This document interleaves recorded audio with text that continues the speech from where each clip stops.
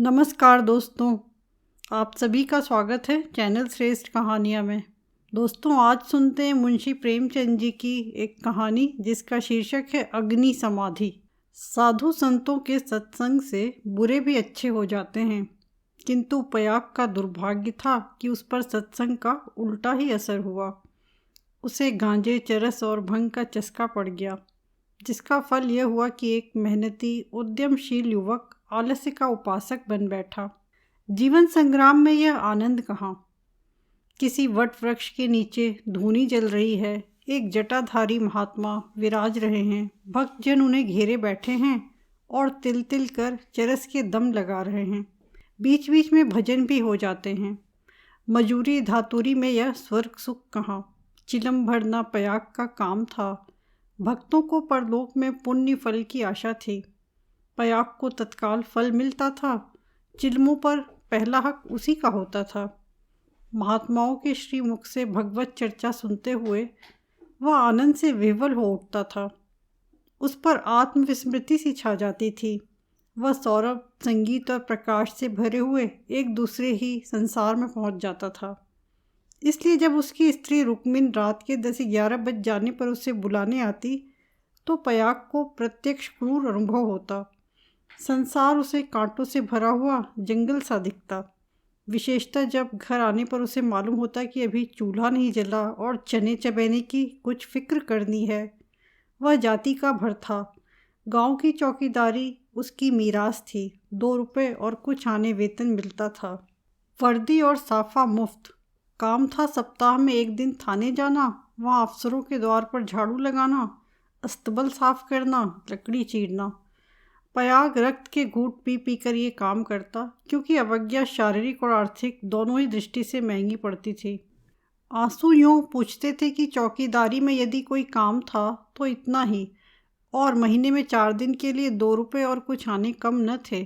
फिर गांव में भी अगर बड़े आदमियों पर नहीं तो नीचों पर रौब था। वेतन पेंशन थी, और जब से महात्माओं का संपर्क हुआ वह पयाग के जेब खर्च की मद में आ गई। अतएव जीविका का प्रश्न दिनों दिन चिंतोत्पादक रूप धारण करने लगा। इन सत्संगों के पहले यह दंपति गांव में मजदूरी करता था। रुक्मिन लकड़ियां तोड़कर बाजार ले जाती। पयाग कभी आरा चलाता, कभी हल जोतता, कभी पुर हाँकता। जो काम सामने आ जाए उसमें जुट जाता था। हंसमुख, श्रमशील, विनोदी, निर्द्वंद आदमी था, और ऐसा आदमी कभी भूखों नहीं मरता। उस पर नम्र इतना कि किसी काम के लिए नहीं न करता। किसी ने कुछ कहा और वह अच्छा भैया कहकर दौड़ा, इसलिए उसका गांव में मान था। इसी की बदौलत निरुद्यम होने पर भी 2-3 साल उसे अधिक कष्ट न हुआ। दोनों जून की तो बात ही क्या, जब महतों को यह रिद्धि न प्राप्त थी जिनके द्वार पर बैलों की 3-3 जोड़ियां बंधाती थीं, तो पयाग किस गिनती में था। हाँ, 1 जून की दाल रोटी में संदेह न था, परंतु अब यह समस्या दिन पर दिन विषमतर होती जाती थी। उस पर विपत्ति यह थी कि रुक्मिन भी अब किसी कारण से उसकी पति परायण, उतनी सेवाशील, उतनी तत्पर न थी। नहीं, उतनी प्रगल्भता और वाचालता में आश्चर्यजनक विकास हो जाता था। अतएव पयाग को किसी ऐसी सिद्धि की आवश्यकता थी जो उसे जीविका की चिंता से मुक्त कर दे और वह निश्चिंत होकर भगवतजन और साधु सेवा में प्रवृत्त हो जाए। एक दिन रुक्मिन बाजार में लकड़ियां बेचकर लौटी तो पयाग ने कहा, ला कुछ पैसे मुझे दे, दम लगा आऊं। रुक्मिन ने मुंह फेर कर कहा, दम लगाने की ऐसी चाट है तो काम क्यों नहीं करते? क्या आजकल कोई बाबा नहीं है? जाकर चिलम भरो। पयाग ने त्योरी चढ़ाकर कहा, भला चाहती है तो पैसे दे दे, नहीं तो इस तरह तंग करेगी तो एक दिन कहीं चला जाऊंगा, तब रोएगी। रुक्मिन अंगूठा दिखाकर बोली, रोए मेरी भला, तुम रहते ही हो तो कौन सा सोने का कौर खिला देते हो। अब भी छाती फाड़ती हूँ, तब भी छाती फाड़ूंगी। तो अब यही फैसला है? हाँ हाँ, कह तो दिया, मेरे पास पैसे नहीं हैं। गहने बनवाने के लिए पैसे हैं और मैं 4 पैसे मांगता हूँ तो यूँ जवाब देती है। रुक्मिन तिनक कर बोली, गहने बनवाती हूँ तो तुम्हारी छाती क्यों फटती है? तुमने तो पीतल का छल्ला भी नहीं बनवाया, या इतना भी नहीं देखा जाता। पयाग उस दिन घर ना आया। रात के 9 बज गए। तब रुक्मिन ने किवाड़ बंद कर लिए। समझी गांव में कहीं छिपा बैठा होगा। समझता होगा मुझे मनाने आएगी, मेरी बला जाती है। जब दूसरे दिन भी पयाग न आया तो रुक्मिन को चिंता हुई। गांव भर छान आई, चिड़िया किसी भी डाल पर न मिली। उस दिन उसने रसोई नहीं बनाई। रात को लेटी भी तो बहुत देर तक आंखें न लगीं। शंका हो रही थी, पयाग सचमुच तो विरक्त नहीं हो गया। उसने सोचा प्रातःकाल पत्ता पत्ता छान डालूंगी, किसी साधु संत के साथ होगा, जाकर थाने में रपट कर दूंगी। अभी तड़का ही था कि रुक्मिन थाने में चलने को तैयार हो गई। किवाड़ बंद करके निकली थी कि पयाग आता हुआ दिखाई दिया, पर वह अकेला न था। उसके पीछे पीछे एक स्त्री भी थी। उसकी छींट की साड़ी, रंगी हुई चादर, लंबा घूंघट और शर्मीली चाल देखकर रुक्मिन का कलेजा धक से हो गया। वह एक क्षण हद बुद्धि सी खड़ी रही, तब बढ़कर नई सौत को दोनों हाथों के बीच में ले लिया और उसे इस भांति धीरे धीरे घर के अंदर ले चली जैसे कोई रोगी जीवन से निराश होकर विषपान कर रहा हो। जब पड़ोसियों की भीड़ छट गई तो रुक्मिन ने पयाग से पूछा, इसे कहाँ से लाए हो? पयाग ने हंसकर कहा, घर से भागी जाती थी, मुझे रास्ते में मिल गई।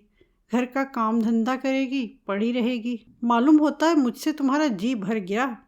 पयाग ने तिरछी चितवनों से देखकर कहा, दुत पगली, इसे तेरी सेवा टहल करने को लाया हूँ। नई के आगे पुरानी को कौन पूछता है? चल, मन जिससे मिले वही नई है, मन जिससे न मिले वही पुरानी है।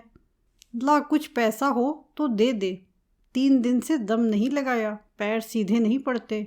हाँ देख, 2-4 दिन इस बिचारी को खिला पिला दे, फिर तो आप ही काम करने लगेगी। रुक्मिन ने पूरा रुपया लाकर पयाग के हाथ में रख दिया। दूसरी बार कहने की ज़रूरत ही नहीं पड़ी। पयाग में चाहे और कोई गुण हो या न हो, यह मानना पड़ेगा कि वह शासन के मूल सिद्धांतों से परिचित था। उसने भेद नीति को अपना लक्ष्य बना लिया था। 1 मास तक किसी प्रकार की विघ्न बाधा न पड़ी। रुक्मिन अपनी सारी चौकड़ियाँ भूल गई थी। बड़े तड़के उठती, कभी लकड़ियाँ तोड़कर, कभी चारा काटकर, कभी उपले पाथ कर बाजार दे जाती। वहाँ जो कुछ मिलता उसका आधा तो पयाग के हत्थे चढ़ा देती। आधों में घर का काम चलता। वह सौत को कोई काम न करने देती। पड़ोसियों से कहती, बहन सौत है तो क्या है, तो अभी कल की बहुरिया। 2-4 महीने भी आराम से न रहेगी तो क्या याद करेगी?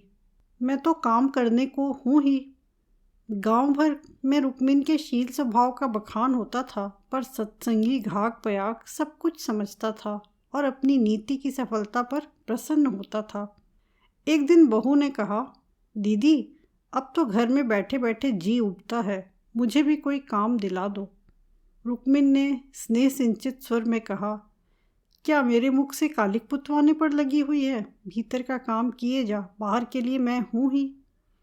बहू का नाम कौशल्या था, जो बिगड़कर सिलिया हो गया था। इस वक्त सिलिया ने कुछ जवाब न दिया, लेकिन वह लौंडियों की दशा अब उसके लिए असह्य हो गई थी। वह दिन भर घर का काम करते करते मरे, कोई नहीं पूछता। रुक्मिन बाहर से 4 पैसे लाती है तो घर की मालकिन बनी हुई है। अब सिलिया भी मजूरी करेगी और मालकिन का घमंड तोड़ देगी। पयाग पैसों का यार है, यह बात उससे अब छिपी न थी। जब रुक्मिन चारा लेकर बाजार चली गई तो उसने घर की टट्टी लगाई और गांव का रंग ढंग देखने के लिए निकल पड़ी। गांव में ब्राह्मण, ठाकुर, कायस्थ, बनिए सभी थे। सिलिया ने शील और संकोच का कुछ ऐसा स्वांग रचा कि सभी स्त्रियां उस पर मुग्ध हो गईं। किसी ने चावल दिया, किसी ने दाल, किसी ने कुछ। नई बहू की आव भगत कौन न करता। पहले ही दौरे में सिलिया को मालूम हो गया कि गांव में पिसनहारी का स्थान खाली है और वह इस कमी को पूरा कर सकती है। वह यहाँ से घर लौटी तो उसके सिर पर गेहूं से भरी एक टोकरी थी। पयाग ने पहर रात से ही चक्की की आवाज़ सुनी तो रुक्मिन से बोला, आज तो सिलिया अभी से पीसने लगी। रुक्मिन बाजार से आटा लाई थी। अनाज और आटे के भाव में विशेष अंतर न था। उसे आश्चर्य हुआ कि सिलिया इतने सवेरे क्या पीस रही है। उठकर कोठरी में आई तो देखा कि सिलिया अंधेरे में बैठी कुछ पीस रही है। उसने जाकर उसका हाथ पकड़ लिया और टोकरी को उठाकर बोली, तुझसे किसने पीसने को कहा है? किसका अनाज पीस रही है? सिलिया ने निशंक होकर कहा, तुम जाकर आराम से सोती क्यों नहीं? मैं पीसती हूँ तो तुम्हारा क्या बिगड़ता है? चक्की की घुमुर घुमुर भी नहीं सही जाती। लाओ टोकरी दे दो, बैठे बैठे कब तक खाऊंगी? 2 महीने तो हो गए। मैंने तो तुझसे कुछ नहीं कहा। तुम कहो चाहे ना कहो, अपना धर्म भी तो कुछ है। तू अभी यहाँ के आदमियों को नहीं जानती। आटा तो पिसाते सबको अच्छा लगता है, पैसे देते रोते हैं। किसका गेहूँ है? मैं सवेरे उसके सिर पर पटक आऊँगी। सिलिया ने रुक्मिन के हाथ से टोकरी छीन ली और बोली, पैसे क्यों ना देंगे? कुछ बेगार करती हूँ? तू न मानेगी, तुम्हारी लौंडी बनकर न रहूँगी। यह तकरार सुनकर पयाग भी आ पहुँचा और रुक्मिन से बोला, काम करती तो करने क्यों नहीं देती? अब क्या जन्म भर बहुरिया ही बनी रहेगी? हो गए 2 महीने। तुम क्या जानो, नाक तो मेरी कटेगी। सिलिया बोल उठी। तो क्या कोई बैठे खिलाता है? चौका बर्तन, झाड़ू बुहारू, रोटी पानी, पीसना कूटना, यह कौन करता है? पानी खींचते खींचते मेरे हाथों में गट्ठे पड़ गए हैं। मुझसे अब सारा काम न होगा। पयाग ने कहा, तो तू ही बाजार जाया कर, घर का काम रहने दे, रुक्मिन कर लेगी। रुक्मिन ने आपत्ति की, ऐसी बात मुंह से निकालते लाज नहीं आती? 3 दिन की बहुरिया बाजार में घूमेगी तो संसार क्या कहेगा? सिलिया ने आग्रह करके कहा, संसार क्या कहेगा? क्या कोई ऐप करने जाती हूँ? सिलिया की डिग्री हो गई। आधिपत्य रुक्मिन के हाथ से निकल गया। सिलिया की अमलदारी हो गई। जवान औरत थी। गेहूं पीस कर उठी तो औरों के साथ घास छीलने चली गई और इतनी घास छीली कि सब दंग रह गई। गट्ठा उठाए न उठता था। जिन पुरुषों को घास छीलने का बड़ा अभ्यास था, उनसे भी उसने बाजी मार ली। यह गट्ठा 12 आने का बिका। सिलिया ने आटा, चावल, दाल, तेल, नमक, तरकारी, मसाला सब कुछ लिया और 4 आने बचा भी लिए। रुक्मिन ने समझ रखा था कि सिलिया बाजार से 2-4 आने पैसे लेकर लौटेगी तो उसे डांटूंगी और दूसरे दिन से फिर बाजार जाने न दूंगी। फिर मेरा राज्य हो जाएगा। पर यह सामान देखा तो आंखें खुल गईं। पयाग खाने बैठा तो मसालेदार तरकारी का बखान करने लगा। महीनों से ऐसी स्वादिष्ट वस्तु मैसर न हुई थी। बहुत प्रसन्न हुआ। भोजन करके वह बाहर जाने लगा तो सिलिया बरोठे में खड़ी मिल गई। बोला, आज कितने पैसे मिल गए? 12 आना मिले थे। सब खर्च कर डाले? कुछ बचे हों तो मुझे दे दे। सिलिया ने बचे हुए 4 आने पैसे दे दिए। पयाग पैसे खनखनाता हुआ बोला, तूने तो आज माला माल कर दिया। रुक्मिन तो 2-4 पैसों ही में टाल देती थी। मुझे गाड़ कर रखना थोड़े ही है। पैसा खाने पीने के लिए ही है, गाड़ने के लिए। अब तू ही बाजार जाया कर, रुक्मिन घर का काम करेगी। रुक्मिन और सिलिया में संग्राम छिड़ गया। सिलिया पयाग पर अपना आधिपत्य जमाए रखने के लिए जान तोड़कर परिश्रम करती। पहर रात ही से उसकी चक्की की आवाज़ कानों में आने लगती। दिन निकलते ही घास लाने चली जाती और जरा देर सुस्ता कर बाजार की राह लेती। वहाँ से लौटकर भी वह बेकार न बैठती। कभी सन काटती, कभी लकड़ियाँ तोड़ती। रुक्मिन उसके प्रबंध में बराबर ऐब निकालती और जब अवसर मिलता तो गोबर बटोर कर उपले पाथती और गाँव में बेचती। पयाग के दोनों हाथों में लड्डू थे। स्त्रियां उसे अधिक से अधिक पैसे देने और स्नेह का अधिकांश देकर अपने अधिकार में लाने का प्रयत्न करती रहती। पर सिलिया ने कुछ ऐसी दृढ़ता से आसन जमा लिया था कि किसी तरह हिलाए न हिलती थी। यहाँ तक कि एक दिन दोनों प्रतियोगियों में खुल्लम खुल्ला ठन गई। एक दिन सिलिया घास लेकर लौटी तो पसीने से तर थी। फागुन का महीना था, धूप तेज थी। उसने सोचा नहाकर तब बाजार जाऊंगी। घास द्वार पर ही रखकर वह तालाब में नहाने चली गई। रुक्मिन ने थोड़ी सी घास निकालकर पड़ोसिन के घर में छिपा दी और गट्ठे को ढीला करके बराबर कर दिया। सिलिया नहाकर लौटी तो घास कम मालूम हुई। रुक्मिन से पूछा। उसने कहा, मैं नहीं जानती। सिलिया ने गालियाँ देनी शुरू की। जिसने मेरी घास छुई हो उसकी देह में कीड़े पड़ें, उसके बाप और भाई मर जाएं, उसकी आंखें फूट जाएं। रुक्मिन कुछ देर तक तो जब्त किए बैठी रही। आखिर खून में उबाल आ ही गया। झल्लाकर उठी और सिलिया के 2-3 तमाचे लगा दिए। सिलिया छाती पीट पीट कर रोने लगी। सारा मोहल्ला जमा हो गया। सिलिया की सुबुद्धि और कार्यशीलता सभी की आंखों में खटकती थी। वह सबसे अधिक घास क्यों छीलती है, सबसे ज़्यादा लकड़ियाँ क्यों लाती है, इतने सवेरे क्यों उठती है, इतने पैसे क्यों लाती है। इन कारणों से उसे पड़ोसियों की सहानुभूति से वंचित कर दिया था। सब उसी को बुरा भला कहने लगी। मुट्ठी भर घास के लिए इतना ऊधम मचा डाला, इतनी घास तो आदमी झाड़कर फेंक देता है। घास न हुई सोना हुआ। तुझे तो सोचना चाहिए था कि अगर किसी ने ले ही लिया है तो है गांव घर ही का, बाहर का कोई चोर तो आया नहीं। तूने इतनी गालियां दी तो किसको दी? पड़ोसियों ही को तो। संयोग से उस दिन पयाग थाने गया हुआ था। शाम को थका मांदा लौटा तो सिलिया से बोला, ला कुछ पैसे दे दे तो दम लगा आऊँ, थक कर चूर हो गया हूँ। सिलिया उसे देखते ही हाय हाय करके रोने लगी। पयाग ने घबरा कर पूछा, क्या हुआ, क्यों रोती है, कहीं गमी तो नहीं हो गई? नहर से कोई आदमी तो नहीं आया? अब इस घर में मेरा रहना ना होगा, अपने घर जाऊंगी। अरे कुछ मुंह से तो बोल, हुआ क्या? गांव में किसी ने गाली दी है? किसने गाली दी है? घर फूंक दूं, उसका चालान करवा दूं। सिलिया ने रो रो कर सारी कथा कह सुनाई। पयाग पर आज थाने में खूब मार पड़ी थी, झल्लाया हुआ था। वह कथा सुनी तो देह में आग लग गई। रुक्मिन पानी भरने गई थी। वह अभी घड़ा भी न रखने पाई थी कि पयाग उस पर टूट पड़ा और मारते मारते बेदम कर दिया। वह मार का जवाब गालियों से देती थी और पयाग हर एक गाली पर और झल्ला झल्ला कर मारता था, यहाँ तक कि रुक्मिन के घुटने फूट गए, चूड़ियाँ टूट गईं। सिलिया बीच बीच में ही कहती जाती थी, वाह रे तेरा दीदा, वाह रे तेरी ज़बान, ऐसी तो औरत ही नहीं देखी। औरत काहे को डाइन है, जरा भी मुंह में लगाम नहीं। किंतु रुक्मिन उसकी बातों को मानो सुनती ही न थी। उसकी सारी शक्ति पयाग को कोसने में लगी हुई थी। पयाग मारते मारते थक गया पर रुक्मिन की जबान न थकी। बस यही रट लगी हुई थी, तू मर जा, तेरी मिट्टी निकले, तुझे भवानी खाए, तुझे मिर्गी आए। पयाग रह रहकर क्रोध से तिलमिला उठता और आकर दो चार लातें जमा देता, पर रुक्मिन को अब शायद चोट ही न लगती थी। वह जगह से हिलती भी न थी। सिर के बाल खोले ज़मीन पर बैठी इन्हीं मंत्रों का पाठ कर रही थी। उसके स्वर में अब क्रोध न था, केवल एक उन्मादमय प्रवाह था। उसकी समस्त आत्मा हिंसा कामना की अग्नि से प्रज्वलित हो रही थी। अंधेरा हुआ तो रुक्मिन उठकर एक ओर निकल गई, जैसे आंखों से आंसू की धार निकल जाती है। सिलिया भोजन बना रही थी। उसने उसे जाते देखा भी पर कुछ पूछा नहीं।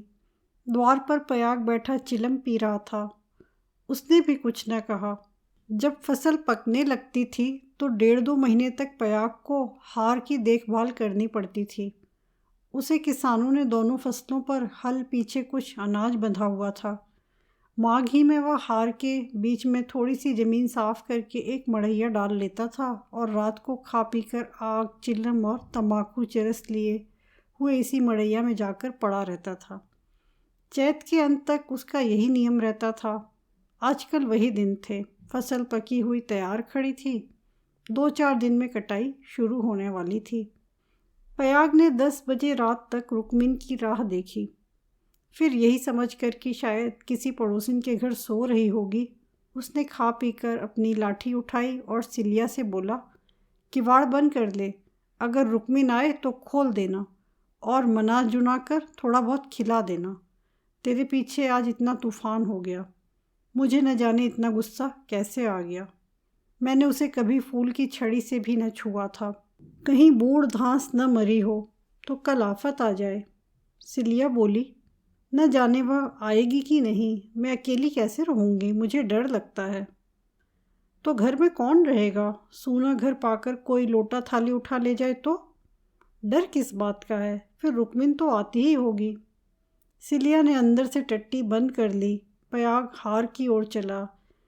चरस की तरंग में यह भजन गाता जाता था, ठगिनी क्या नैना झमकावे, कद्दू काट मृदंग बनावे, नींबू काट मजीरा, 5 तरोई मंगल गावे, नाचे बालम खीरा, रूपा पहिर के रूप दिखावे, सोना पहिर रिझावे, गले डाल तुलसी की माला, 3 लोक भरमावे, ठगिनी। सहसा सिवाने पर पहुंचते उसने देखा कि सामने हार में किसी ने आग जलाई। एक क्षण में एक ज्वाला सी दहक उठी। उसने चिल्लाकर पुकारा, कौन है वहाँ? अरे ये आग कौन जलाता है? ऊपर उठती ज्वालाओं ने अपनी आग्नेय जिह्वा से उत्तर दिया। अब पयाग को मालूम हुआ कि उसकी मड़ैया में आग लगी हुई है। उसकी छाती धड़कने लगी। इस मड़ैया में आग लगाना रुई के ढेर में आग लगाना था। हवा चल रही थी। मड़ैया के चारों ओर एक हाथ हटकर पकी हुई फसल की चादर सी बिछी हुई थी। रात में भी उनका सुनहरा रंग झलक रहा था। आग की एक लपट, केवल एक जरा सी चिंगारी सारे हार को भस्म कर देगी। सारा गांव तबाह हो जाएगा। इसी हार से मिले हुए दूसरे गांव के भी हार थे, वे भी जल उठेंगे। ओह, लपटें बढ़ती जा रही हैं। अब विलंब करने का समय न था। पयाग ने अपना उपला और चिलम वहीं पटक दिया और कंधों पर लोहबंद लाठी रखकर बेतहाशा मड़ैया की तरफ दौड़ा। मेड़ों से जाने में चक्कर था, इसलिए वह खेतों में से होकर भागा जा रहा था। प्रतिक्षण ज्वाला प्रचंडतर होती जाती थी और पयाग के पांव और तेजी से उठ रहे थे। कोई तेज घोड़ा भी इस वक्त उसे पा न सकता था। अपनी तेजी पर उसे स्वयं आश्चर्य हो रहा था। जान पड़ता था पांव भूमि पर पड़ते ही नहीं। उसकी आंखें मड़ैया पर लगी हुई थीं। दाहिने बाएं से और कुछ न सूझता था। इसी एकाग्रता ने उसके पैरों पर पड़ लगा दिए थे। न दम फूलता था, न पांव थकते थे। 3-4 फरलांग उसने 2 मिनटों में तय कर लिए और मड़ैया के पास जा पहुंचा। मड़ैया के आसपास कोई न था। किसने यह कर्म किया है, यह सोचने का मौका न था। उसे खोजने की तो बात और थी। पयाग का संदेह रुक्मिन पर हुआ, पर यह क्रोध का समय न था। ज्वालाएं कुचाली बालकों की भांति ठट्ठा मारती, धक्कम धक्का करती, कभी दाहिनी ओर लपकती और कभी बाईं तरफ। बस ऐसा मालूम होता था कि लपट अब खेत तक पहुंची, अब पहुंची। मानो ज्वालाएं आग्रहपूर्वक क्यारियों की ओर बढ़ती और असफल होकर दूसरी बार फिर दूने वेग से लपकती थीं। आग कैसे बुझे? लाठी से पीट कर बुझाने का गौ न था। वह तो निरी मूर्खता थी। फिर क्या हो, फसल जल गई तो फिर वह किसी को मुंह न दिखा सकेगा। आह, गांव में कोहराम मच जाएगा, सर्वनाश हो जाएगा। उसने ज़्यादा नहीं सोचा। गंवारों को सोचना नहीं आता। पयाग ने लाठी संभाली, जोर से एक छलांग मारकर आग के अंदर मड़ैया के द्वार पर जा पहुंचा।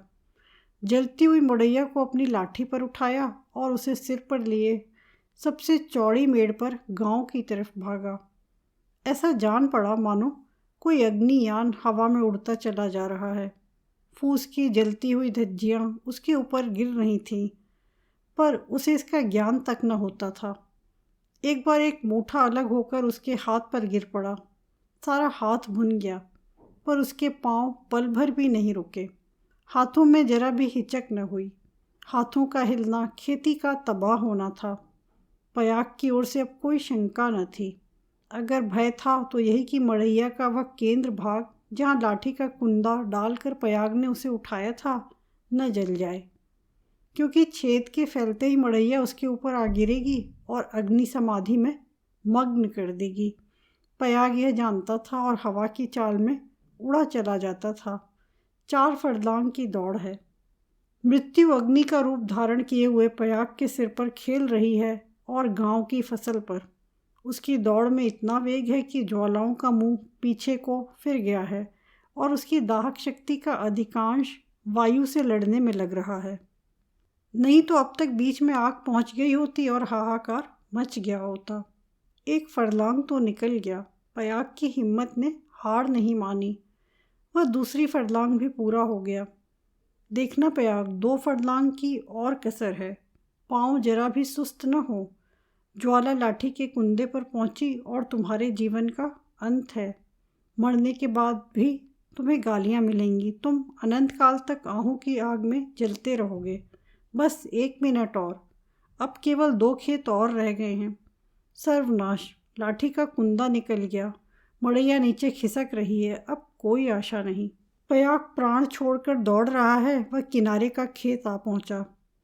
अब केवल 2 सेकंड का और मामला है। विजय का द्वार सामने 20 हाथ पर खड़ा स्वागत कर रहा है। उधर स्वर्ग है, इधर नरक। मगर वह मड़ैया खिसकती हुई पयाग के सिर पर आ पहुंची। वह अब भी उसे फेंककर अपनी जान बचा सकता है, पर उसे प्राणों का मोह नहीं।